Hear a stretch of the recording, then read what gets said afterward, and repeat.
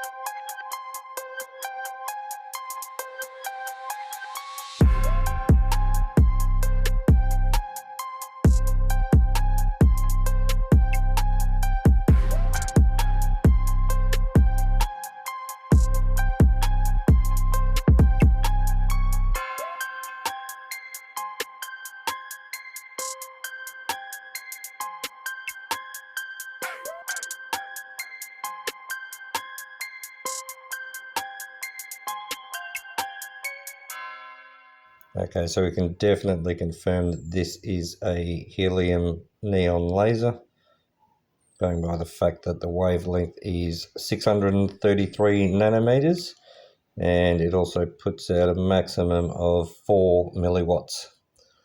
It's a JDSU laser. It's an American company, but I believe it was made elsewhere. Here we go, made in Thailand. So important things to note: manufactured in May 2013, and it requires 1350 volts DC to operate, and at a current of 4 milliamps. Now, the reason I took these helium neon lasers home with me is because I want to use them in physics experiments and demonstrations. Now, for the purpose of experiments and demonstrations, helium neon is definitely the laser of choice versus something like a diode laser or a CO2 laser. It's got an excellent wavelength stability at 632, 633 nanometers. It's got a long coherence length, so laser beams coherent to tens or hundreds of meters as compared to a very short coherence length with a diode or a CO2.